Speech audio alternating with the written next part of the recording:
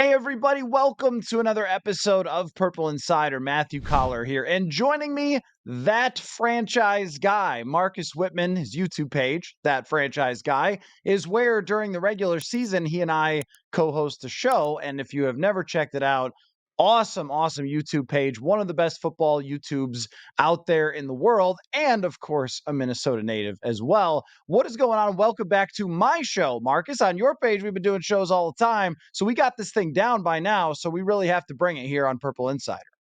Yeah, it's great to be over on your side of things. Thanks for having me. Excited to talk some quarterbacks today. Should be fun. All right, so you put out your list, your at least initial list of how you view the draft pick quarterbacks. We're going to talk about that, but I want to find best fits because in the coming weeks here, everybody's going to go to the combine and there's a bunch of quarterbacks who are trying to find a home. So I want to go through with you these starting quarterbacks and every single backup in the league. No, I'm just kidding. That would be absurd, but it would be a funny bit, but it would be absurd. So let's talk about all the major quarterbacks, the guys who we expect to be drafted high, and the top free agents, and try to find fits for them. And I actually want to start with a shocking place on a Vikings podcast, Kirk Cousins. And I want to hear your opinion on this because I have mine. I have expressed it on the show, what I think would actually be best for Kirk Cousins. I do not believe that that's necessarily a return to the Vikings. And that's looking at it only from his perspective. But I want to hear from you where you think Kirk Cousins should land. So I do still believe Minnesota is the most likely landing spot for him. Probably his best spot in terms of where he will have the most success. Obviously, the familiarity with the scheme, the receivers, all that. But I definitely don't think it's a guarantee. And I think the Vikings are taking a very hard look at these quarterbacks. And I think it's just going to come down to ultimately, like, do they think their guy is in this draft? And is it time for them to turn the corner? I felt like last year would have been a good year to kind of get the clock turning. And then this year happens and Kirk has, and honestly, like a career year. He looks fantastic. The Vikings were turning their season around. Obviously, Flores had the defense going, and it's kind of like, man, I feel like the Vikings could actually be pretty damn good with Kirk Cousins again next year. So it makes that a very tough decision. Obviously, you want the future considered. Now, in terms of other destinations, the Atlanta Falcons have got to be number one for him. They just hired Zach Robinson, the now offensive coordinator, but was over in LA with the Rams. Obviously, very similar system there with O'Connell's connection to McVay. Going to Atlanta now, they have playmakers. They have Drake London. Maybe Kyle Pitts on my dynasty team can actually do something. They've got an excellent running game that I think would look a lot better with the threat of an actual passing game there. And Atlanta's definitely, I know they have a new coach, but I feel like they have the urgency to win. They've been kind of on the cusp. And I don't think hiring Raheem Morris as a defensive coach was like a rebuild type of hire. Like, I think they do want to come in and compete right away in a very winnable NFC South. So I definitely look at Atlanta. And then the other one that I could kind of see is actually New England, which is not it's not a team you hear a lot of because they have that number 3 pick. A lot of people assume it's going to be a quarterback. Maybe this is a little bit more out there and they are locked in on a quarterback, but if they aren't crazy about whoever the third quarterback in the draft is going to be, I could see that being a spot with Alex Van Pelt, who is connections to Stefanski, has been under him in Cleveland for the last, I don't know, 3 years or whatever, probably since Stefanski left Minnesota. I think there's a connection there schematically as well. And Kirk could come in and kind of raise the floor of that organization as they sort of figure everything out. So those would probably be my top 3. I know Pittsburgh is another team that's been kind of linked. I don't know if I'm like moving on from Pickett to go get Kirk Cousins. I'd rather risk it with like Fields or something like that, or draft a guy. So yeah, those would be my top 3.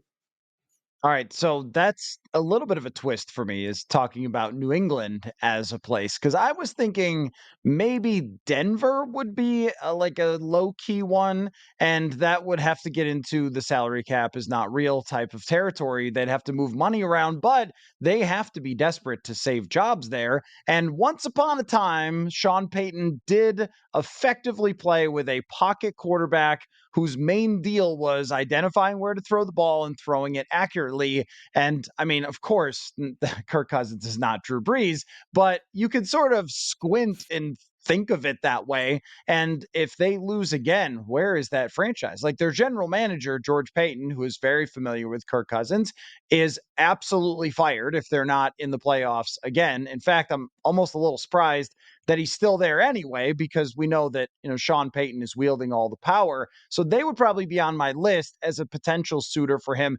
Atlanta is just the most obvious and clear to me of a team that just needs a quarterback.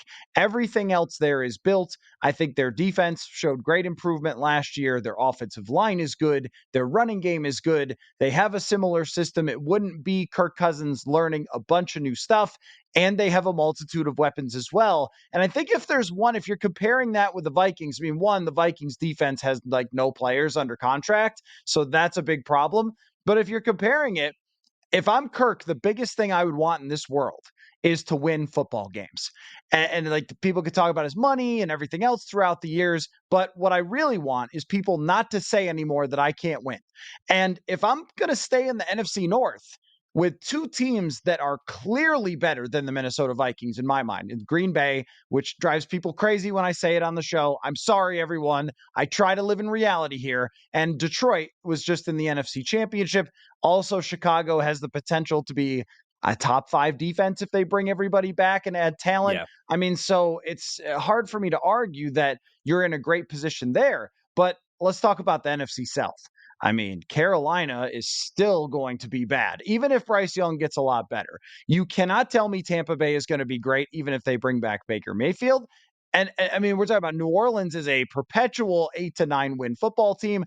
I mean, to me, this is just the door is just wide open there for him to show up with that team and be their hero. And also, if I'm Arthur Blank and I'm 85 years old, I'm probably like, I don't know if I want to develop a guy over 3 years. I think I'd like to try to start to win football games right now.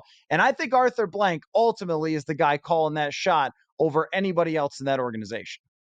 Yeah, no, I mean, Atlanta's gonna be the team that I think that paycheck can just keep going up and up to. Like, I agree Kirk wants to win, but I mean, he's played the market so freaking well. Like, he understands how to maximize his career earnings, and if he kinda just sits there on the market a little bit, I think he could get Arthur Blank to, add a couple more, millions to that contract. So yeah, to me, it's Minnesota or Atlanta have got to be like the 90% plus territory in terms of it's got to be one of those two teams. I think.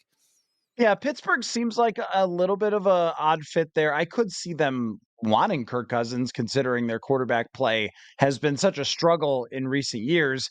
Um, and they've got the weapons to do it. They've got the coach to do it. So I'm sort of interested in that, but would they prefer to go get Justin Fields? Which, hey, why don't we talk about Justin Fields as the next quarterback here? Mostly in Chicago, it's, well, they're going to draft Caleb Williams and whatever. Whatever happens to Fields, whatever. But I still think Justin Fields could be better than the version we've seen in Chicago. I'm not like a truther, like one of those people in Chicago who go completely crazy with nothing could ever be Justin Fields' fault. Oh, it was, and I watched it right Hmm. in front of me a number of times against the Minnesota Vikings. But I also think that he's gifted and that their offensive coordinators were bad and that we saw enough flashes to think maybe somebody else could do something with this. What's the best fit for you for Justin Fields? Yeah, I think my perspective on Fields has like kind of changed over the last 500 days or so too. Like we always talk about physical tools and upside and like how well, yeah, he's super fast, he's got a strong arm, he can throw a good deep ball. Like theoretically, he's got like top 5 upside or whatever. What we never really talk about with upside is the mental side of things. And heading into year 4 for Justin Fields, his inability to consistently play on time, make the right reads, and distribute the ball through the air. It's like at some point you just aren't really counting on that to come along at a super high level. And I do think the game moves a little bit too fast for him at times, but that's where my perspective on him has changed, where it's like, I actually think he's just going to be a really solid option for someone in the same way we talk about Kirk Cousins in a lot of ways. I don't think he's as good as Kirk Cousins, but like you're bringing in a starting caliber option that you need to be a little bit more creative in terms of making the reads easier on him, tapping into his run game a lot too. But anyway, I think a coach that can really get the most of him is Brian Dable for the New York Giants, who had Josh Allen and at a young age really understood how to use him as a runner from the shotgun. I think the way that they scheme up crossing routes and deep field reads that are within, like, it's not like a snap the ball, get the ball out type of situation. I think Fields is really good at those deeper reads where he can let the route develop, where naturally he's going to have more time to look at it and see it get open, which I think is his biggest problem. So I love the offensive fit in New York and just kind of throwing a second round pick out there and creating a quarterback competition really between him and Daniel Jones. And the timeline would be good too, because Jones was a shorter contract. Fields, you would pick up the 5th-year option, and it kind of creates a 2-year situation of a decent kind of quarterback room there. I'd prefer that for them as opposed to drafting a guy with the 6th overall pick in a spot where they need O-line help and they need wide receivers. I'd much rather use that pick to help those two quarterbacks there. So the Giants to me are like kind of my dream fit for him. I do look well, actually, no, it wouldn't be the Raiders because they just hired Luke Getsy, and I don't think that combination is going to be brought back. So I guess I will quickly cross them off. But yeah, Pittsburgh is the other one for them that I'll circle back to that. I do think with Arthur Smith's offense, I don't know how much Arthur wants another quarterback that could potentially be a guy that's not going to maximize the well-schemed plays that he does have. I know Arthur Smith gets a lot of crap from the fantasy football community, especially. But I do think the underlying metrics of Arthur Smith's offense are pretty good, and he schemes up a lot of easy throws for his quarterback. So you got to really dive into the film and make sure that Fields is going to hit those for you. But if he is a guy that can do that, I think Arthur Smith can really unlock Fields as a runner. I feel like Chicago a lot of the times did get a little bit stubborn to a degree in that they didn't always use him as much as a runner as I think they could have. I understand why Chicago felt that way, though, because they wanted to see if he could be a drop back passer and a top quarterback. But now that that perspective has kind of changed a little bit, where it's like, well, let's just, lean into his biggest strengths, even if it doesn't make him the most high upside quarterback or anything like that. Maximize the run game in Pittsburgh. And then I think they've got really good playmakers. They've got a lot of like 12 personnel package stuff that they can do in Pittsburgh that can help the QB run game and help the play action game. They have unique body types. Guys like Darnell Washington was a 6'7", 270-pound freak that they drafted tight end. They've got an underrated H-back type in Cam Hayward's brother there, who does a lot of fun stuff. So I think the way Arthur Smith offense could work there in Pittsburgh could actually get a lot of people back on Arthur Smith's side. Yeah, Pittsburgh was my number one, but then, you kind of hit me with a curveball there with the Giants because I hadn't considered that at all. And then I was thinking about Brian Dable and Josh Allen, and even Brian Dable and Daniel Jones, where this guy has worked with pretty much exclusively quarterbacks who are very mobile, but quarterbacks who have limitations. And the thing about Josh Allen is that he's turned into Superman, where even if he doesn't read it correctly, it doesn't matter because he just Mhm. rockets the football to somebody. And I remember early in his career, even thinking a little bit, like, I don't know how good he is at just straight drop back, go through progressions and so forth. I think he's just so physically gifted that he can make stuff happen. And then when Dable got there, it's like, oh, okay. But I think a lot of it was quick game, short passes, get the ball out of his hand, and then do special stuff with his legs, and then hit the occasional big giant deep shot. That's one way to do it out of the shotgun. Another way to do it might be with play action stuff that Arthur Smith could do. So I kind of like either one of those fits. I actually like the Giants a little bit better, but that team is bad. But he's young, so you don't have to like just make it a 1-year thing. Let's save the franchise for us. You could develop it. There was another low-key team I thought of that no one cares about at all, just in general, and that's the Tennessee Titans, where I don't really see any reason for them to be totally sold on Will Levis. I also don't see any reason for Justin Fields to have done so much in this league where he doesn't have to win a quarterback competition. Kind of like the name that always gets brought up for failed in one place and succeeded in another was Ryan Tannehill. And Mhm. there's a little bit of that with Justin Fields where Tannehill's had some like ish in Miami, like started quarterback ish, got them to a playoff, was okay, but didn't have like this great resume. They brought him in and then obviously were able to build some pretty successful teams there. But I really do like the fit in New York. What they do with Daniel Jones after that would be a really interesting discussion. And there's some other teams that might make sense for him, like Tampa Bay, but I feel like Tampa Bay is kind of going to be a Baker Mayfield returning there. Yeah. But I could see it though. Like if Mike Evans even doesn't come back, you still have some weapons there. You still have a team that needs to transition out of what they had with Brady into something new and might want a younger quarterback to compete there. Let's move to Russell Wilson because I've had a few Vikings fans ask me like, "What do you think about Wilson and the Vikings?" And my thing is kind of like, I don't think it's a fit. I don't think this franchise is in a good spot for an older quarterback, which is why I haven't thought it was a good idea for Cousins to return. I don't think that a timing offense built on like exact drop back, read, fire into windows like Kevin O'Connell has built fits it all for Russell Wilson. So I've rejected that one, even if you can get him cheap because of whatever offsetting stuff. The problem I'm having though is when I wrote down my list of quarterbacks and potential locations, I was like, where does Russell Wilson fit in all of this? It's like, I don't know.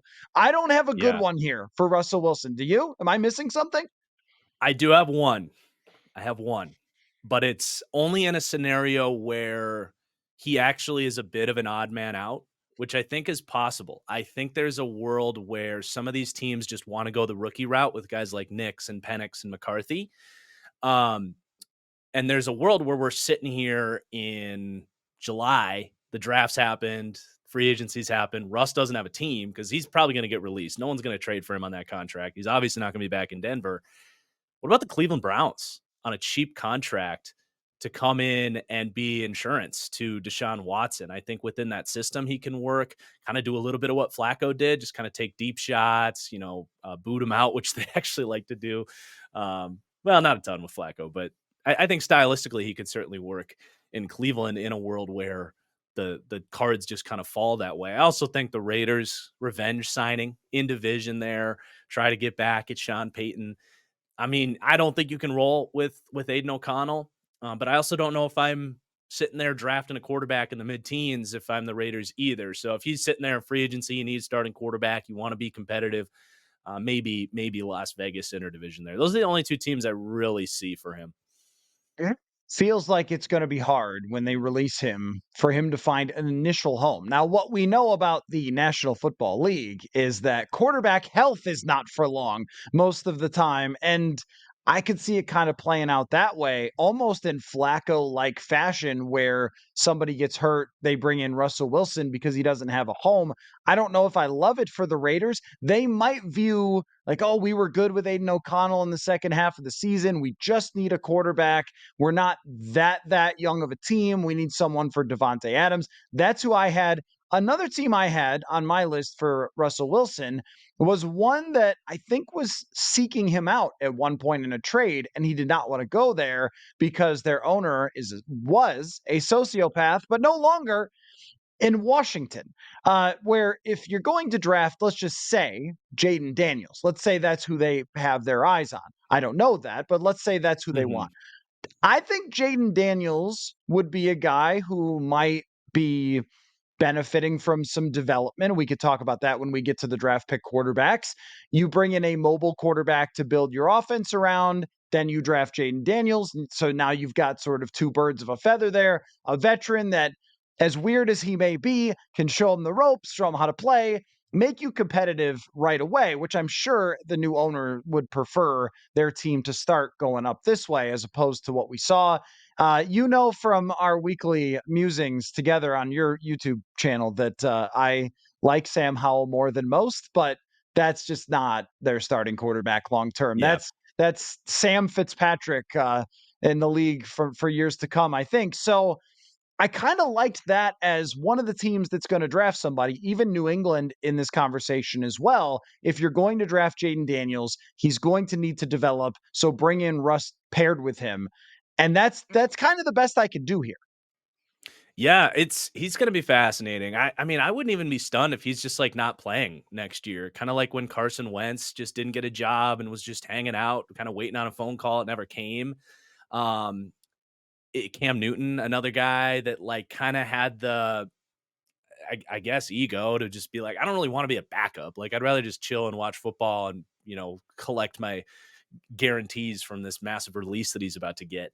I wouldn't be stunned if Russell's just like not playing in the NFL next year. And then we're talking about him next year as like an interesting signing for a different team and a different type of window.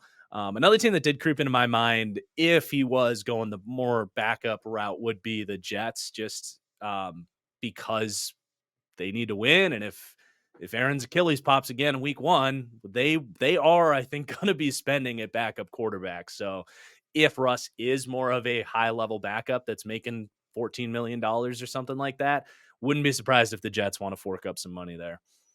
That would be so weird. So weird. Can you imagine? Um, at one point, I like to do 90s throwbacks. The Dallas Cowboys had Bernie Kosar as their backup quarterback, which Bernie Kosar at one time was an elite quarterback, and then he was just old and Troy Aikman's backup. So it does happen throughout Mhm. history sometimes. And even Carson Wentz being the backup quarterback for Matthew Stafford. Who would have thought that in 2018, for example? So, yeah, it does happen. I think if you're Wilson, your best route here is to hang out and wait till somebody gets hurt because they Yeah. will. And imagine if he was doing that last year and multiple quarterbacks pop Achilles and he's right there, he would have stepped right in for the Jets and they might have made the playoffs with him Yeah. as opposed to what they were doing. So let me throw this one at you now. Baker Mayfield and or wild card. Like, is there anybody else other than Mayfield? Because I think he's just going back to Tampa Bay, but I do think he'd be a fit with the Vikings if they want that sort of bridge-ish quarterback, or if they just don't believe in any of these quarterbacks in the draft, that he's a better option. Younger, probably brings you a lot of the same stuff Kirk Cousins does, except for he isn't 36 with an Achilles injury and probably will cost less. So him or anybody else. Like Mhm. Kyler's name was getting brought up, but it seems like Arizona's going to stick with him. That's probably the right move. And I'm trying to think, like, could there be anybody else that would shock us? Like, oh wow, they traded or released their quarterback. Geno Smith today is they're picking up his guarantees, so he's going to stay in Seattle. Mhm. Baker plus wild cards before we get to the draft pick quarterbacks. I think in my mind, Baker's back in Tampa. They love him. They loved everything he did. I wouldn't be surprised if we hear about that within the next couple days here, about an extension for him. I think that's kind of their first priority. But a couple names that would be interesting for me are Jacoby Brissett, who I felt like was a top 20 quarterback in Cleveland last year. And then Washington signed him, but then we're just like, yeah, we just want to play Sam Howell and see how this goes. I do think Jacoby Brissett is one of the 32 best quarterbacks in the National Football League, and I believe he's set to hit free agency again. I think it was just a one-year deal, but he could also be like a cheap trade. Washington doesn't really have a use for Jacoby Brissett right now because they're going to draft a guy at number 2. So he's a guy. I mean, I think if we are talking Vikings, if they did go like the JJ McCarthy route, for example, in the draft, I would love a Jacoby Brissett signing to be a starter. I don't really want JJ McCarthy starting right away. I want him at least for like the first 6 weeks, like make sure he's ready before you put him out there. So I do think Jacoby wouldn't be surprised if he's starting somewhere. And then the other one that's just kind of fascinating to me is Carson Wentz. He kind of, like, you think of what happened with Baker, he just kind of ended up in Sean McVay's locker room at the end of the year before, and just kind of like, I feel like Sean McVay has this sort of like his coaching style and his leadership may have carried over to Carson to be like, just relax, dude. You're fine. You're a good quarterback. Because I think that's really all Carson Wentz needs. I think everything just got so chaotic with the bad offensive lines he was playing behind that he would catch the ball and drop his head and stare at the rush and just forgot how to play quarterback. He is interesting to me. Obviously, you're not signing him to be your starter, but he's a guy that I'm still not quite ready to quit. And then another guy is Sam Darnold, who kind of similar idea going to Kyle Shanahan's offense. When he played, looked pretty good. That tends to happen when you're the quarterback for the San Francisco 49ers. But he's another guy that, we've seen Geno Smith now have this reemergence. We've seen what's happened with Baker Mayfield. I don't think it's the craziest thing in the world to say Carson Wentz and Sam Darnold could be starting quarterbacks in the NFL again. I think with Sam Darnold, I've really liked that idea. My initial reaction was like, "Oh, I don't know." Even I included it in an article about quarterback options for the Vikings, and I thought, should I even include that? But Mhm. then I started looking back a little bit at who coached him and who was around him, and now that's an excuse, of course, but you're talking about number 32 of 32, the coaches that he had. Adam Gase was one of the worst coaches in the NFL. And then he goes to Carolina with Matt Rule, who had no business coaching in the National Football League. And that's different than Kevin O'Connell, Justin Jefferson, Jordan Addison, TJ Hawkinson, Christian Darisaw, the Rams offensive system. I kind of like that paired with a draft pick for the Vikings as a guy who might have the upside. And if you don't like the guy you drafted, maybe he could work out, or he could just surprise you and be good. Or if he's just mediocre, he already showed that he was willing to be a backup quarterback behind a young quarterback in Brock Purdy. And they must have liked what he did there for Kyle Shanahan to keep him more than Trey Lance. So that kind of, I think, speaks well of him. It was reminding me a little bit, though, where you're talking about of going to McVay and being his backup or going to Shanahan, sort of like how coordinators would go to Nick Saban. Like, I got fired out of the Yeah. NFL. Let me go work for Nick Saban and I'll get myself back into the NFL. Like the Sean McVay, Kyle Shanahan image rehab center. And then Yeah. now everyone thinks that you're good. But I do think that Sam Darnold, as far as fits go, would be maybe one of the best fits for the Vikings out of all the quarterbacks. Let's get to the draft. Now, Caleb Williams, I think this one is so locked in that it's not worth talking about where he's the best Mhm. fit. I think the Bears are going to draft him and have no conversation about it. Not the next guys, though. You're getting a little bit of that. Well, could Daniels go number 2? Could May go number 2? Could no one go number 2? Like, what in the world of being realistic at teams that could trade up, teams that could draft him, where do Drake May and Jaden Daniels fit best for you?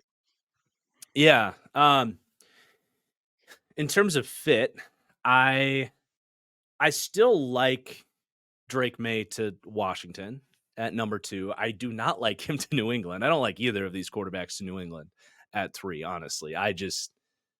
It's a mess there right now.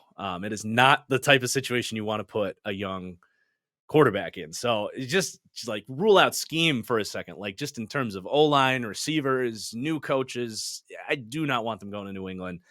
Then you go down the board a little bit. I mean, I already talked about the Giants at 6. I think that Brian Dable, I still just think very highly of.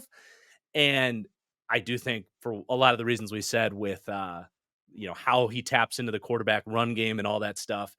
If Daniels were there for the Giants at 6, I think it's very fascinating. Even then, though, the offensive line is not where you want it. Receivers aren't quite, what you want there. So when you really think about like realistically where these quarterbacks are going to go, I think one of these guys is going to get screwed a little bit. I think one of these guys will go to a team that's going to have a bad O line, isn't quite ready for him. And Daniels would be the guy that worries me a little bit in terms of like, can he survive that? It was such a fruitful situation at LSU where they have a system there where he's just thrown outside the numbers. He's not even really reading the safeties. He's just kind of reading the leverage. And, if Neighbor stacks his corner on the outside, or he also had Brian Thomas, who's probably going to be a top 20 pick in this draft, both great athletes, vertical threats. It was just, do you have the leverage? If it's there, throw it. And he's a great deep ball thrower.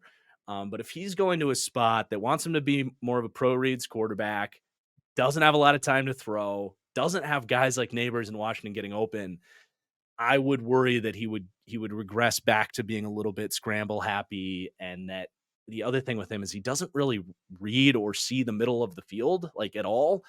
So if those outside, like, you need pass protection, you need great receivers if you're going to throw outside the numbers in the NFL. And if he doesn't have those, I just don't know what else he brings to the table other than just scrambling, where he is a smaller guy, by the way. So if he's running more, he doesn't really slide. Like, I don't know if I have an answer for the best fit for Jaden Daniels, to be honest. And I'm coming off as like a Jaden Daniels hater. I guess I do like Daniels. But when it comes to Drake May, I do like his projection in Washington. Um, with Terry McLaurin specifically, like, it's it's not that Daniels. I don't know where I'm going with this. They both have great deep balls, but I do think Drake May has more of that pro level ability to get the ball out a little quicker and kind of build things a little bit more schematically. Um, Man, I wish I had a better answer for you. I feel like I'm coming off as this huge pessimist.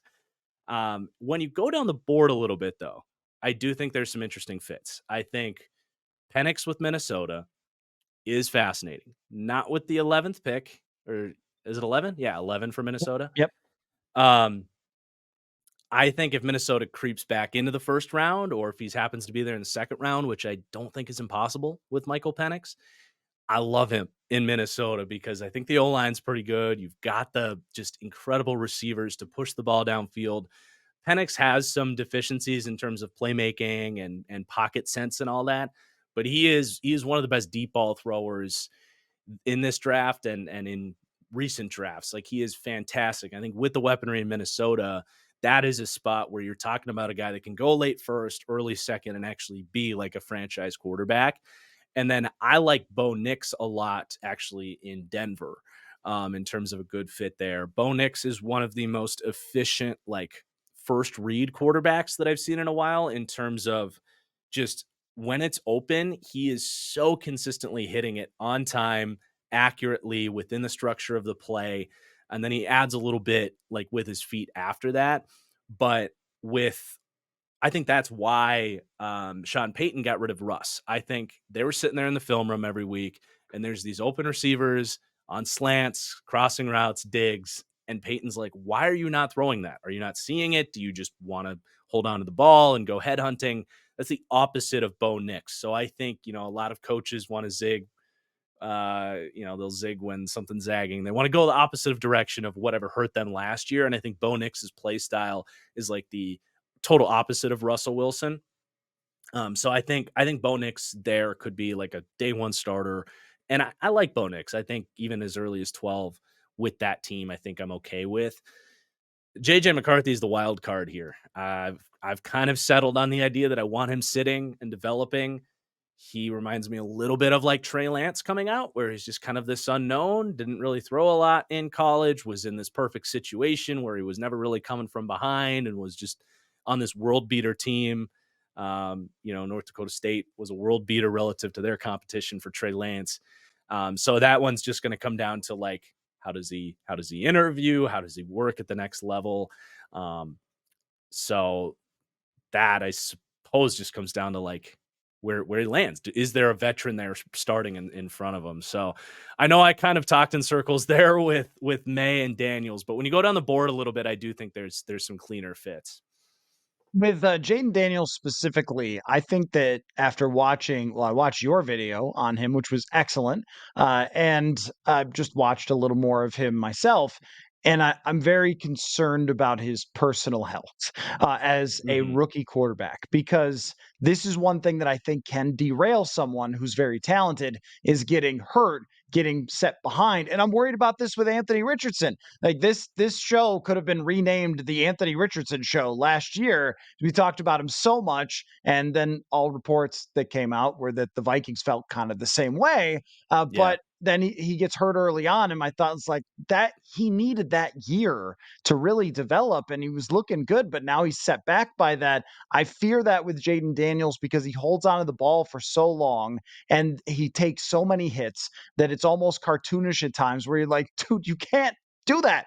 Because in Mhm. college, you're fine. In the NFL, you will die if you let NFL players hit you that hard.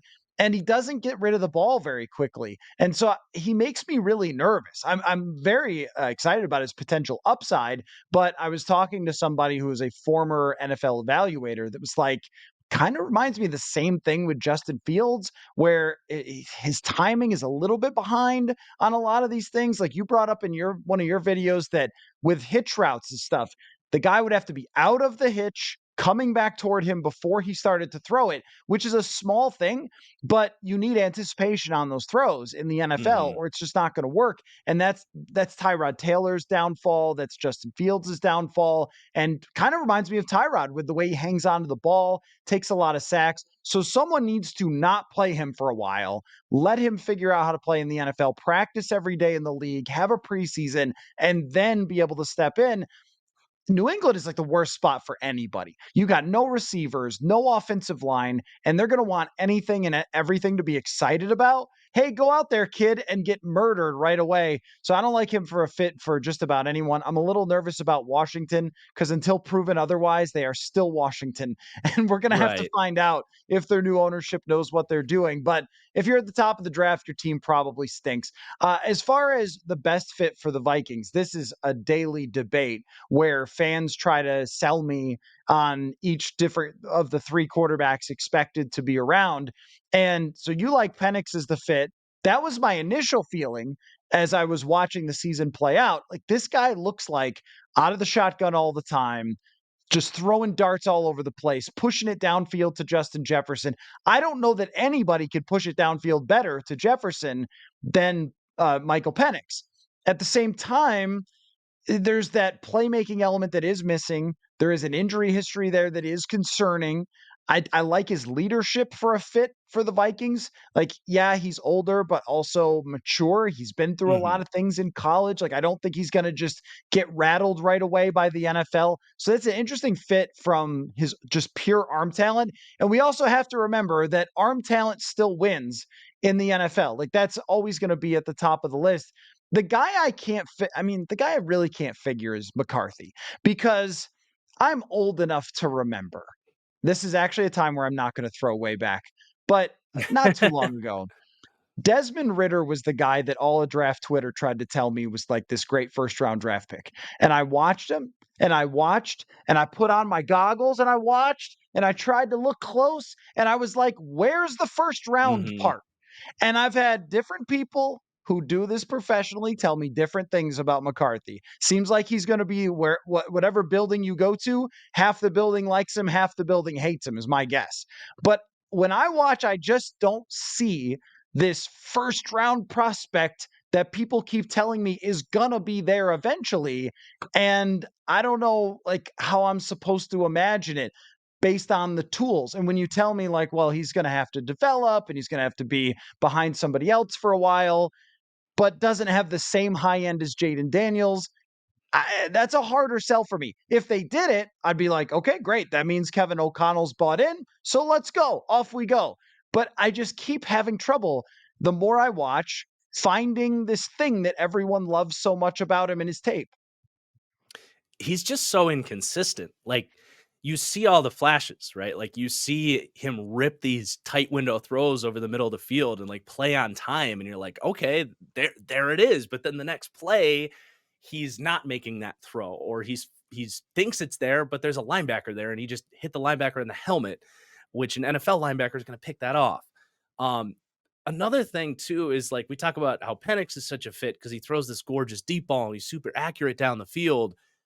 There's a disconnect between Mike McCarthy's arm talent in the short to intermediate game and the deep ball. I don't know what's going on there. I don't know if there's a lack of torque in his hips or what the hell is going on there. That's for the quarterback coach to figure out. But what I do know is you watch the film and he doesn't throw a good deep ball. There's no explosiveness to Michigan's passing game. I don't think it's for a lack of weaponry. It's just when they push the ball downfield on anything other than like a deep cross that he throws pretty well to a guy like Roman Wilson. Um, it's kind of like the Nick Foles thing where it has like a teardrop and it just kind of falls off for some reason, except the thing with McCarthy is, the raw arm talent's in there. I've seen him rip like 60-mile-an-hour heaters over the middle of the field. So there's something you got to clean up there. And I think especially if you're talking about the Vikings, like they're going to want a guy that's going to step in, push the ball to Justin Jefferson, who's not, trying to just be a dink and dunk receiver anytime soon.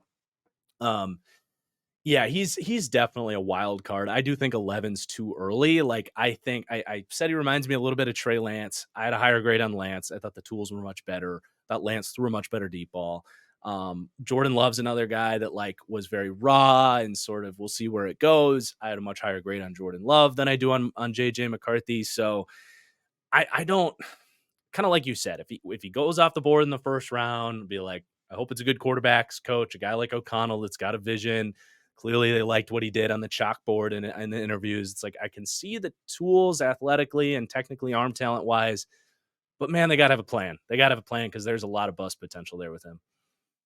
Like that you accidentally called him Mike McCarthy at one point there, and that is the funniest image of the Vikings drafting Mike McCarthy to play quarterback.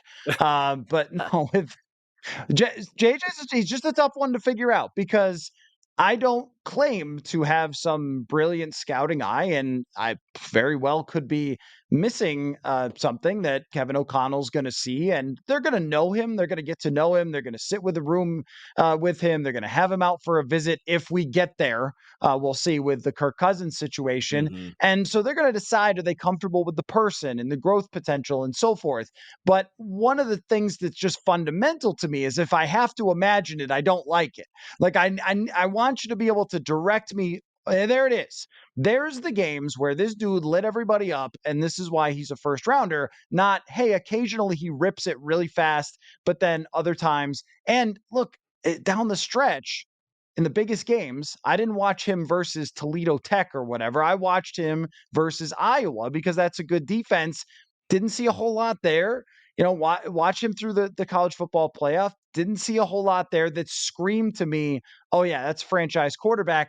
I shouldn't have to have it explained to me. That's how I view it. And again, I could be very wrong. And if they draft him, I'll think it's the right direction overall and be comfortable with it. But that's just kind of how I'm viewing it, which makes me wonder if he's the guy that the draft Illuminati tries to tell us about, that they're just completely wrong. And I saw this the other day from somebody, who knows, everybody's name is, draftscout.web or whatever. But like Mm-hmm. somebody's like, oh, NFL is way higher on McCarthy than anyone thinks. It's like, I don't know, man. The reports are always wrong, and there's always one Right. quarterback that they don't like anywhere near as much as the draft people like. And I'm curious if it's him, and it might not be. He might go top 10. So I don't know. He is the most, I would call him intriguing for me, for the Vikings and for that area of the draft, because you got the Broncos, you got the Raiders, you got all these teams might be making calls to trade up.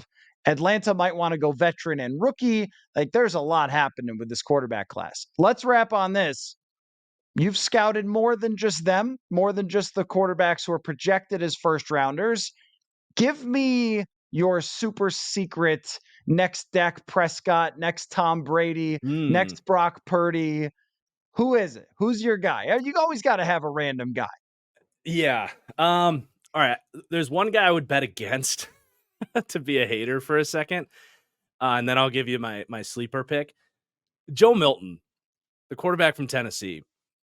A lot of people were upset that he was not in my top 10 quarterback rankings video. He's one of the least accurate quarterbacks I've ever watched. And I don't know if you've watched. I mean, I'm assuming you watched a little bit of Tennessee's offense with Hooker coming out last year. Yeah. So It's I one of the most texted. laughable. Go ahead. Yeah, I texted a friend of mine during the Senior Bowl who likes Tennessee, and I just said, "How did Tennessee ever score with this man Mhm. as your quarterback? Are you gonna? Is this headed toward you telling me Joe Milton's the guy to pick? Because it was like No. did not look at all like NFL. I mean, I thought when I watched him in the Senior Bowl, I was like, this dude should play tight end. This is like Tyree Yeah. Jackson type of level stuff. Well, yeah, and the thing is, he's a much better athlete than Tyree Jackson. Jackson had a good 40 time, but he was stiff as a board. Milton can move. Like, he actually could be a really good tight end in the NFL, like, much closer to, like, what Logan Thomas pulled off.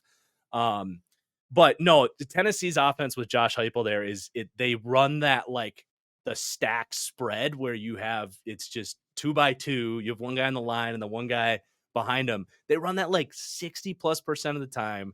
They have, like, a bunch of checks, and I'm convinced their playbook is, like, 22 plays max. And it's just like he's literally just reading one half of the field. He never turns his head and, like, reads a defense. This was a big holdup I had on Hooker last year too, but Milton, it's like he's not accurate. He's a 6-year player. He had to transfer out of Michigan. Like, he's not a quarterback, man. I think he's being stubborn to play quarterback when he could actually have a great career elsewhere. But so that's not the guy, because I think a lot of people will say, kind of like we talked about with Fields earlier, where it's like, well, theoretically, like, yeah, he's got a great arm, he's a great athlete. Technically, his upside is high, but in 6 years in college football, he's never learned the position. So where's the upside? Um, One guy that I'll give you two sleeper names. Spencer Rattler is a very fascinating name. Definitely a guy. If I'm the Vikings or the, I don't know, Steelers or whatever, you're looking for a gem that can maybe sit a little bit and surprise. It's not too often you find legit 5-star tools in the third round or wherever Spencer Rattler is going to go. He's accurate. He can run. He's got a nasty arm, and he's matured a lot. His his tape is still it's still immature, quote unquote. Like, there's still not a ton of pro reads and, like, a high level NFL profile. There is a reason he's not being talked about as a first round player, but compared to what he was at Oklahoma, where it was just backyard football all the time, passing up first reads, electing for scramble drill, it's a lot more structure play and a lot more, again, mature quarterback play from um, Spencer Rattler, who I always accidentally try to call Desmond Ritter. So if I already did that, I apologize. But yeah, he's very fascinating to me. Seems like off the field, he's really grown up and learned. And I always like a quarterback that has gone through some adversity and had to kind of evolve a little bit. And then another guy that, in a lot of ways, he's just this year's, like, 4th-round white backup that is, Bailey Zappi or whatever. And that's Michael Pratt out of Tulane. But he's got a little bit more to him than a guy like Bailey Zappi, or I think it was Jake Hayner out of Fresno State was a 4th-round pick to New Orleans last year. Pratt, there's a little bit more moxie. He took a Tulane program that, I mean, I don't know where they were before he got there, but they weren't winning 10 games a year like Pratt was. He's got some swagger as a runner. Like, he's kind of got that Baker Mayfield moxie where he wants to, like, meet a DB and run him over. And I mean, sometimes that gets you hurt, but it can fire up your team and get you some good scramble yards on a third down. So he's got that. And he also, I think a lot of times you can tell a backup from a starter in the way that they just kind of manage the rush. A lot of guys that are backups, number one, they don't really feel the rush. So you're getting hit from the blind side. You're not really stepping up into, like, the clean space in the pocket. But additionally, when the rush gets in and they do see it, usually a backup's going to kind of drop their head, look to scramble, get out of it, avoid a negative play. Pratt actually kind of has that comfort level in the pocket where if an edge rusher wins right away or a blitz doesn't get picked up, he'll sidestep it, but he'll reset in the pocket, keep his eyes downfield. And it's like, all right, there's a little bit of something there. So a lot of people look at him as just another, kind of white 4th-round quarterback pick that's going to be a backup in the NFL. And that's probably what he's going to be, but there is a little bit extra with him. And I wouldn't be the least bit surprised if he's another one of these Dak Prescott, Kirk Cousins mid-round success stories. Beware the Jake Fromm. I remember people talking about, well, Jake I Fromm was goes high on through his Jake Fromm. reads. Yeah, well, Jake Fromm was a small guy with no arm. I mean, but people Mhm. fell in love with, like, oh, he manages the pocket well. And I usually what you find, and this is where, like, I'm not down on Jaden Daniels. I'm just afraid he's going to get hurt. But a lot of times, it's like nobody knows what they're doing in college football. So you really have to kind of go with translatable tools. Jake Fromm didn't have any. It actually does seem like Pratt does, as far Yeah. as his arm strength and his physical ability, which makes him kind of intriguing. But here on the show, we are not usually for fourth and fifth round quarterbacks because a lot of times they end up as Kellen Mond, third rounder, or Jaron Hall. So Well, that's Kellen how it Mond, usually talk goes. about a guy that had no feel in the pocket at all. Like, he was one of the most rigid guys that just the second the pressure got in, it was just a complete disaster. Um, yeah. He also looked like he threw the football in 1932, like with the way Mhm. that it came back behind his ear and then threw it. It was just like Kellen Mond, the quarterback of the future, the Yeah. 1934, his best quarterback with the way he threw it. It's like, that's not how anybody. I remember being at OTAs or rookie minicamp, just being like, I have never seen a pro quarterback throw a football like this. This is weird. And didn't work out. So, anyway, we can all sell ourselves sometimes on that guy, though. And I remember getting a lot of notes from people like, Chris Sims loves Kellen Mond. I'm like, okay, that's that's great. Everybody loves Yep. somebody. So anyway, well, great stuff. And I implore people to go check out That Franchise Guy on YouTube. Again, one of the absolute best YouTube pages. And I won't tell everybody who your favorite team is before they go check that out because you are a Minnesotan. That's all they need to know. So, Mhm. Marcus, great stuff. Look forward to doing more shows with you as we go along. And looking forward to all of your draft coverage for sure. Thanks for coming on, dude. Yep. Pleasure as always, Matthew. Thanks for having me.